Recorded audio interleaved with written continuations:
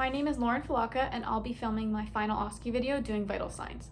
To get started, I have my uniform on, my badge, I've removed my nail polish and jewelry, and I've pulled my hair back.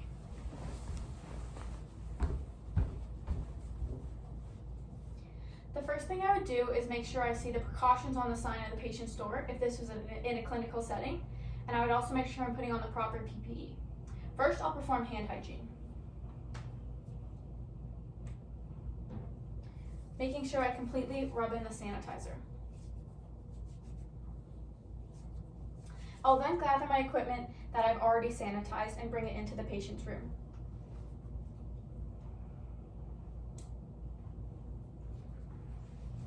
I now enter the patient's room and introduce myself. My name is Lauren Fulawka. I'm a nursing student from the University of Windsor, and I'll be taking your vital signs today. Could you state for me your first and last name and date of birth? Jane Smith, October 3rd, 1976. Great, and I'm just going to double check your hospital band there. Perfect. Just set this down as well. And now I'll be closing the door for patient confidentiality and safety and performing hand hygiene again.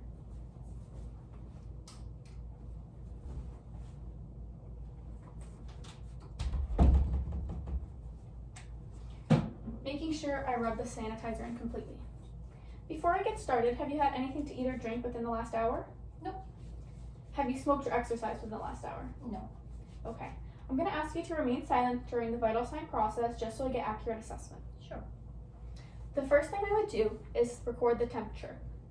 The 3 factors affecting temperature is smoking, stress, and exercise.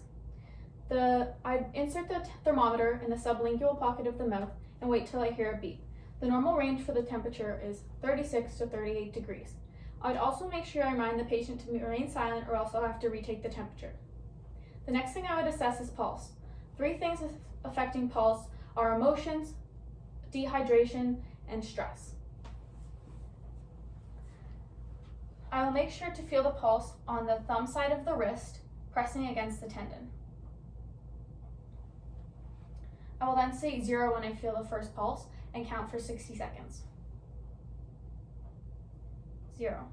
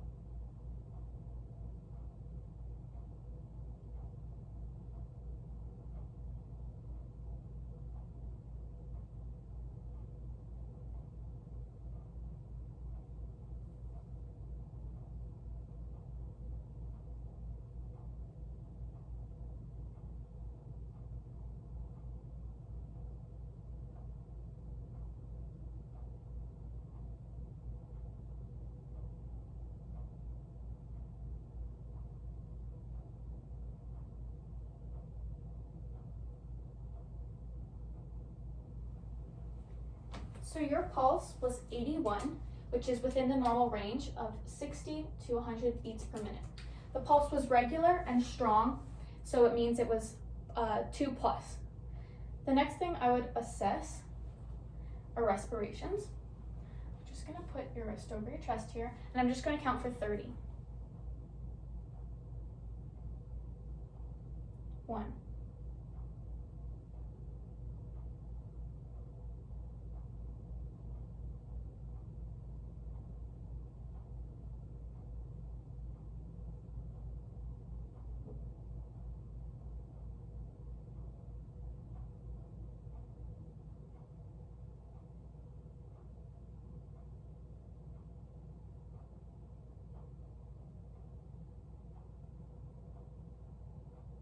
3.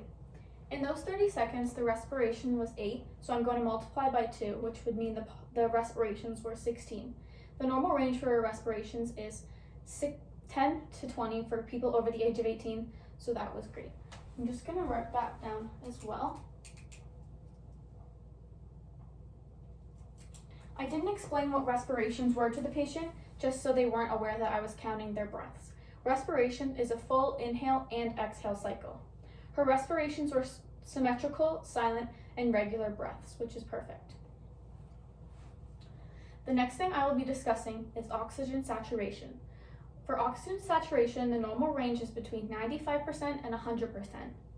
If the patient's oxygen saturation was under 90%, I would apply oxygen immediately.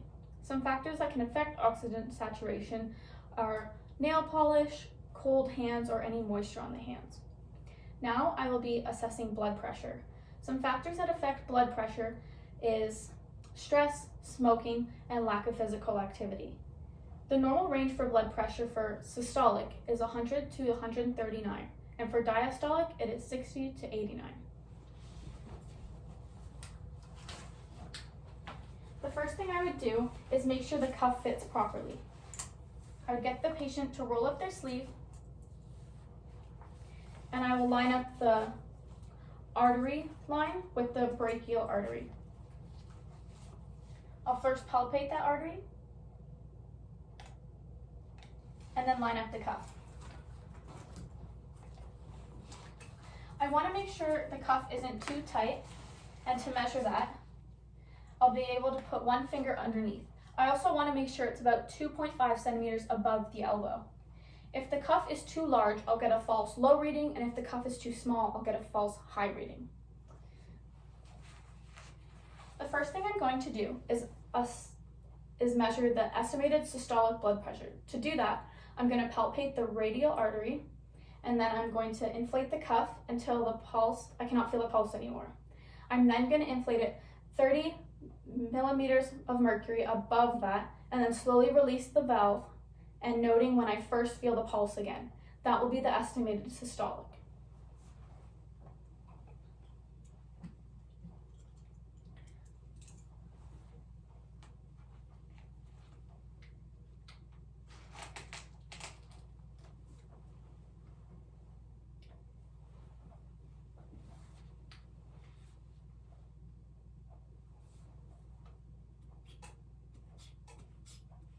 I'm now pumping the cuff up.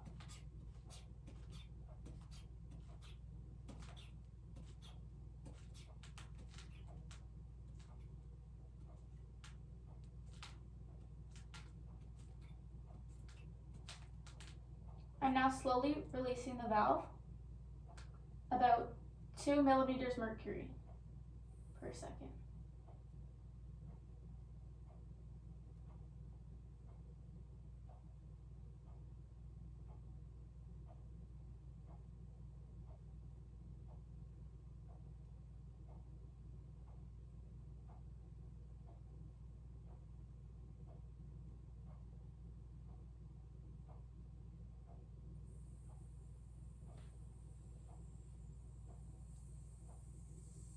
And now releasing the rest of the cuff.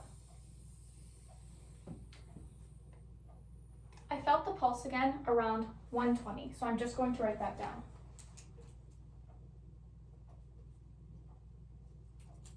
I'm now going to be doing the full blood pressure. For full blood pressure, I need to wait 15 to 30 seconds before I do so. If I had just done a full blood pressure and was doing another one, I would need to wait 1 to 2 minutes. If this was my first encounter with the patient, I would make sure I do it on the other arm. For full blood pressure, I'm going to listen with the stethoscope on the brachial artery. I'm going to pump the cuff up until the estimated systolic, and then 30 millimeters of mercury above that. When I release the valve, I'm going to make sure I listen to the first sound, and then that will be the systolic, and I'm going to keep releasing the valve until I hear the last sound. After I hear the last sound, I'm going to make sure I deflate the cuff 10 to 20 millimeters of mercury below that in case I hear any more sounds before completely deflating the cuff.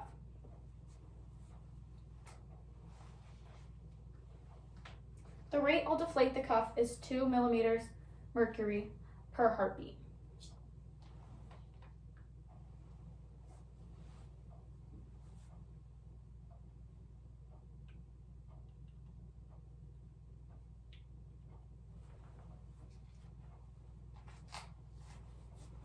I'll now be pumping up the cuff.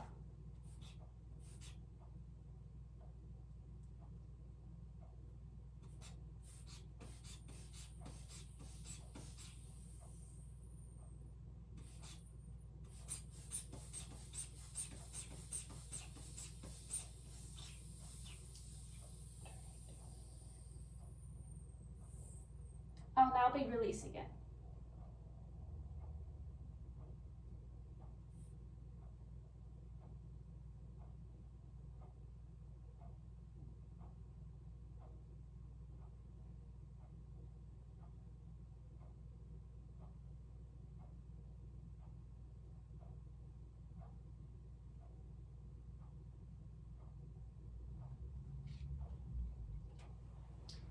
The first sound I heard was at 122, and the last sound I heard was at 65.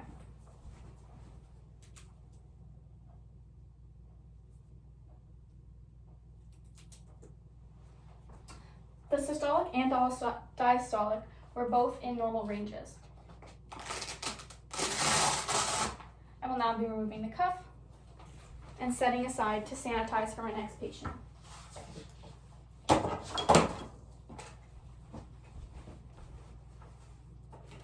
I have now completed my assessment. Your vitals were all within normal ranges, with your pulse being 81 beats per minute, your respirations being 16 per minute, and your blood pressure being 122/65.